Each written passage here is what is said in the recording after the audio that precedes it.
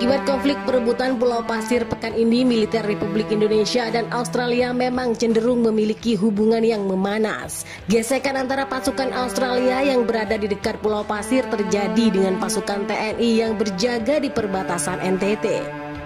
Bentrokan antara Indonesia dan Australia terjadi di utara pada kegiatan di Lanut El Tari Kupang yang merupakan pangkalan terdepan yang berbatasan dengan wilayah udara Australia, berlangsung tegang seperti biasa. Secara rutin, para pilot tempur melaksanakan patroli udara dan mendapat perintah menembak jatuh pesawat Australia jika berani masuk ke wilayah sengketa. Sejak mengancam akan menembak jatuh pesawat Australia yang secara sengaja berani menerobos wilayah udara RI, suasana semakin tegang. Bahkan Australia pun tak berani menampakkan moncongnya. Terbang patroli atau Combat Air Patrol yang digelar merupakan bagian inti dari operasi pertahanan dan dipantau langsung oleh Komandan Lanut El Tari. Selanjutnya jet tempur A4109, 209 dan F-16 yang dipersenjatai senapan cannon kaliber 20 mm dan udara ke udara A9 Setfender serta Maverick. Kekuatan udara lainnya yang diturunkan adalah pesawat serang darat anti gorila setelah ground crew menyiapkan pesawat mulai dari pengisian bahan bakar, pemasangan senjata, pengecekan kelainan terbang dan lainnya. Ketika pilot tempur setelah memberi hormat segera menyalakan mesin serta selanjutnya melesat ke udara. Kedua jet tempur terbang mengarah ke tenggara 225 derajat menuju batas Flag Information Region of Yordorin.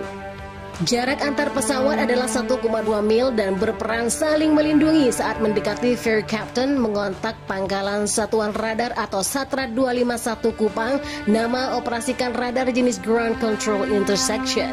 Komandan Regu Sastra 251 yang sedang bertugas selanjutnya melaporkan situasi di udara sesuai pantauan radar. Berdasarkan laporan radar, kondisi ruang udara aman-aman saja. Kedua hak harus terbang dengan kehendak menyusuri Fir menuju arah Pulau Roti yang berjarak sekitar 80 mil dari Lanut El Tari. Tapi ke tengah dua jet tempur sontak berubah. Hanya dalam hitungan detik saat itu Satra 251 mendeteksi dua pesawat tidak dikenal melewati 10 mil dari batas Yordorin pada ketinggian 8.000 kaki dengan kecepatan 160 knot. Jarak antara kedua hak dan dua pesawat menyusup itu sekitar 97 mil dengan heading 108 derajat dari Satra 251.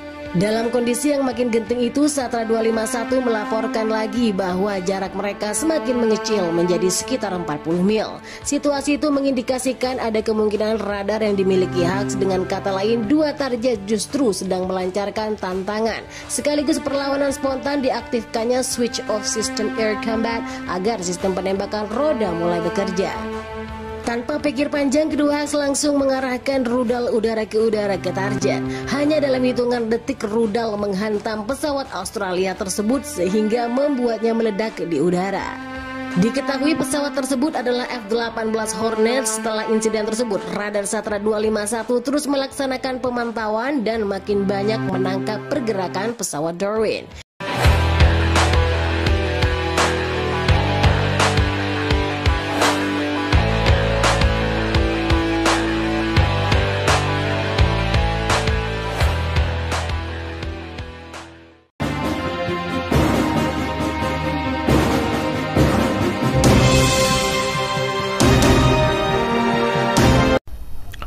Prabowo menegaskan ketidakpastian geopolitik dunia. Pasukan tempurnya harus siap berperang jika kapanpun itu terjadi. Prabowo menegaskan akan mempertahankan wilayah teritorial Indonesia, tidak akan membiarkan wilayah Indonesia dikuasai negara tetangga atau negara asing. Masa depan kekayaan Indonesia sebagian besar akan ada di Indonesia Timur. Karena itu pulau-pulau terluar di kawasan ini memang harus sudah kita rancang untuk menjadi bagian dari pertahanan kita. We are determined to strengthen our defense, and that's exactly the key word. Our outlook is a defensive outlook. We have stated that we will defend our territory with every means in our disposal. Kita akan perang jika negara lain mengganggu Indonesia. Kita harus bekerja keras memperkuat militer Indonesia untuk menghajar negara yang mau macam-macam dengan Indonesia.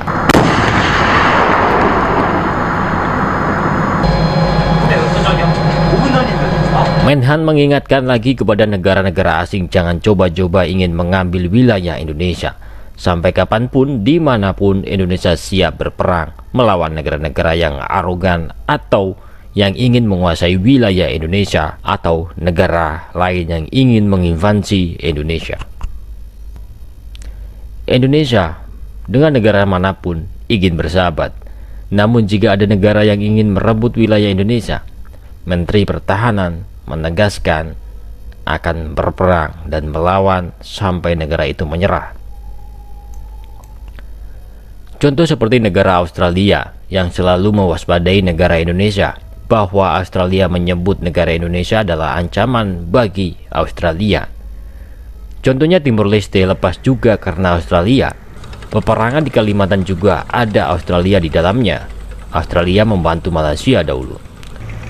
Nah, dengan situasi yang memanas saat ini, Indonesia belajar dari sejarah. Tak lama-lama, Indonesia memperkuat militernya karena peperangan bisa saja terjadi kapanpun.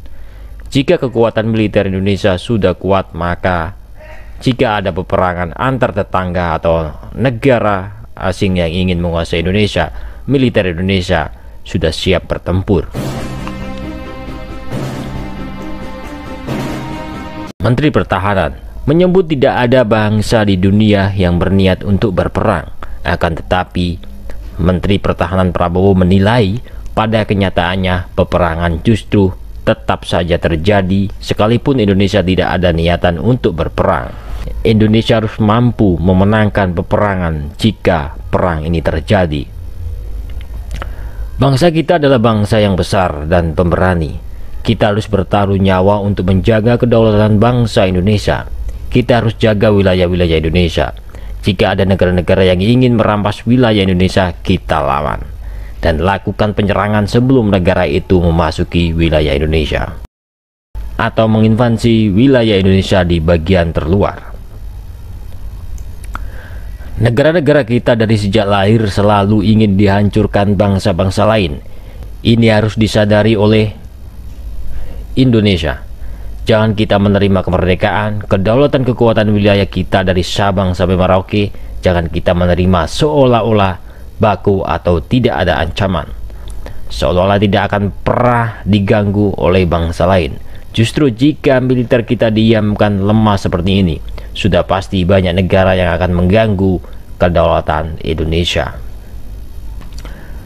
Menteri Pertahanan Prabowo Subianto mengaku bertekad untuk membangun kekuatan pertahanan Indonesia agar tidak bisa diganggu oleh siapapun.